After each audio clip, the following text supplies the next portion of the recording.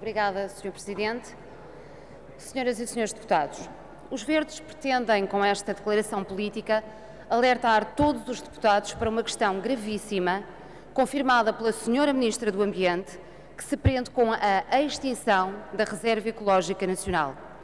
Com efeito, este mês, em entrevista ao Jornal Expresso, a Ministra do Ambiente declara que, e passo a citar, a REN por si irá desaparecer. Fim de citação. É a declaração expressa de morte da Reserva Ecológica Nacional. A REN foi criada em 1983 com vista à proteção dos recursos naturais, como a água e o solo, para favorecer a conservação da natureza e da biodiversidade e para melhorar a gestão do território. Esta reserva visa contribuir para um contínuo ecológico, para uma interação e para uma coerência ecológicas na rede de preservação e de valorização dos recursos ambientais. Com efeito, a conservação da natureza não pode ser vista como uma coisa compartimentada, onde os espaços funcionariam com fronteiras estanques.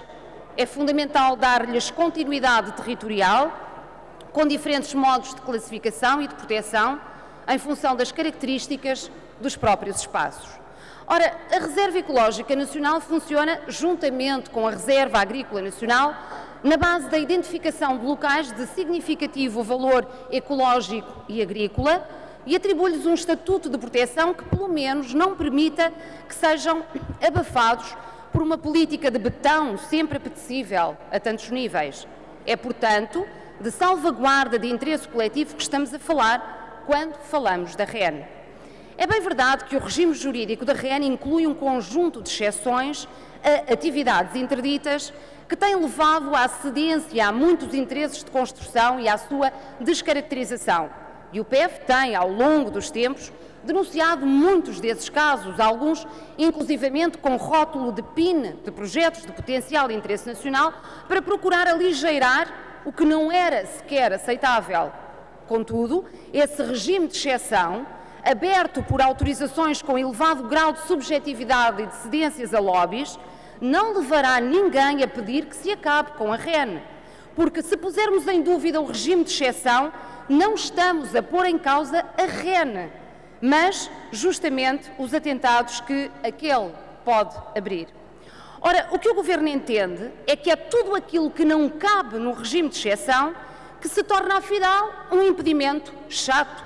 O mesmo é dizer que as restrições de construção e de entrave à fúria do betão e às alterações de uso do solo, que se apresentam com o rótulo de REN, são um obstáculo que deve terminar, o que é perfeitamente inaceitável. Referiu ainda o Sr. Secretário de Estado do Ambiente que não faz sentido haver REN quando outras classificações ambientais se sobrepõem no mesmo espaço. Mas então, o PEV chama a atenção para o seguinte: se a REN e a RAN correspondem a cerca de 60% do território e a Rede Nacional de Áreas Protegidas a 20% do território, qual é a sobreposição que deixa de acontecer? Isto demonstra que o Governo está a procurar encontrar todos os pretextos sem sentido para justificar o fim de um regime de valorização do território. Argumenta o Governo, por exemplo, que a REN tem uma carga burocrática inaceitável, designadamente por via da necessidade de solicitação de autorizações a entidades públicas, o regime jurídico da REN. Isto é gravíssimo, porque acabar com as burocracias não é acabar com os estatutos de proteção. Acabar com as burocracias é criar serviços eficazes, é tornar os procedimentos mais rápidos, o que se consegue com uma componente de meios humanos e de meios técnicos adequados à celeridade dos processos.